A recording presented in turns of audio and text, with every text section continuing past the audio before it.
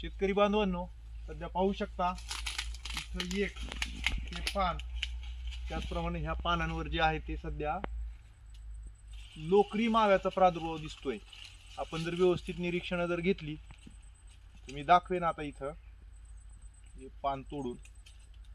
आता सध्या लोकरी माव्याचा बऱ्यापैकी आउटब्रेक होतोय। फॅक्टरी चालू व्हायला आणखीन कारखाने चालू व्हायला 2-2.5 महिन्याचा अवधी आहे आणि अशा परिस्थितीमध्ये जर लोकरी माव्याचा आता कडकडनं फक्त हे कडच एकदम झाड हे आहे ऊसाचं बेट, तर तिथं हा प्रादुर्भाव दिसतोय। तर अशा ठिकाणी आपण लगेच तात्काळ हे असे जे काही प्रादुर्भावग्रस्त पानं आहेत तर ते तोडून हे जे काही सगळी ही आहे तर हे जमिनीमध्ये गाडून टाकणं गरजेचं आहे, ह्याला नष्ट करणं गरजेचं आहे। आता बऱ्याच ठिकाणी बघा व्यवस्थित जर इथं निरीक्षण घेतले तर हे जे बारीक बारीक दिसत आहे तर हे सुद्धा तो अफिडच आहे, हा मावाच आहे। हळूहळू काय होतं, जसं साप जसा कातीन टाकत असतो तशी हे सुद्धा कीटक कातीन टाकत असतात आणि हळूहळू त्यांचं रूपांतर, जसं आता हे जे दिसायले तर हे कात टाकलेली आहे, हे जे भाग आहे हा कात टाकलेला भाग आहे आणि त्याचं पुढं रूपांतर झालंय। तर हे सगळ्या अवस्था आता इथं आपल्याला दिसतील। म्हणजे बाल्य अवस्था कोणत्या येतात, तर ह्या सगळ्या एकदम बारीक बारीक बारीक जे दिसायलेलं आहे हो का, हे चाललेलं, तर हे सगळ्या बाल्य अवस्था आहेत। त्या बाल्य अवस्थेतून पुढं हळूहळू वाढत जातंय आणि हे मोठं होत जातंय आणि ह्या अशा पद्धतीच्या ह्या अवस्था। ह्याच्यापेक्षा नंतर इथं जर बघितलं तर कापसासारखी ग्रोथ आपल्याला दिसली। ह्याच्यामध्ये आणखीन ते दुसरं पान जर मी तुम्हाला दाखवलं तर तुमच्या लक्षात येईल।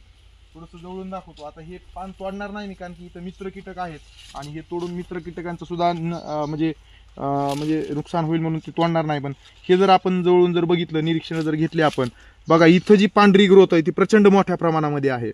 म्हणजे हे लास्टची स्टेज आहे ह्याच्यामध्ये ह्या लोकरी माव्याची। म्हणजे ह्या लहान बाल्य अवस्थेपासून मोठं मोठं होत जात अशा पद्धतीने हे होतं। दुसरा एक मला इथं विषय दाखवायचा आहे की आपण जर इथं निरीक्षण जर तुम्ही केले तर काही ठिकाणी मगरी सारख्या आळ्या इथं दिसत आहेत। आता हो का, इथं हो का, ही मगरी सारखी चललेली ही आळी जी आहे, ही जी आळी आहे हे विटकरी रंगाची ब्राउनिश आळी आहे। तर ही आळी काय करायली, ह्याचं जर तुम्ही तोंड व्यवस्थित जर बघितलं हो का, इथं सुद्धा मोठ्या प्रमाणामध्ये हे बारीक 3 आळ्या इथं दिसायलेल्या आहेत। तर ह्या ज्या आळ्या आहेत तर ह्या ब्राऊन लेस विंगच्या आळ्या आहेत। तर हा आपल्या शेतकऱ्यांसाठीचा मित्र कीटक आहे। हा मित्र कीटक काय करतो, तर ह्याची आळी अवस्था आणि ह्याची प्रौढ अवस्था काय करते, तर हे सगळे जे काही कीटक आहेत ना, हे किडे जे आहेत आपल्या ऊस पिकाचं नुकसान करतात। हे कसं नुकसान करतात, पानांच्या खाली जाऊन ह्या पानाला पंक्चर करतात, त्याची सोंड घालतात आणि ह्या पानात तयार झालेला अन्नरस ते बाहेर काढतात। तो अन्नरस ओझ आउट झाल्याच्या नंतर काय होतं, आता इथं बघा हळूहळू थोडं हो का, इथं हे सगळं साखरेसारखा भाग दिसले का, साखर मोबाईल मध्ये दिसतंय का, असं जर याला लावलं तर साखरेसारखा हा भाग दिसतोय।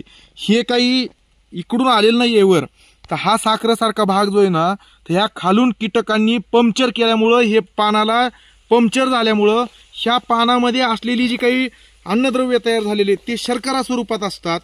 तर ते शर्करा स्वरूपात असलेले जे काही अन्न घटक आहेत ते बाहेर येतात आणि ही साखर बाहेर येते।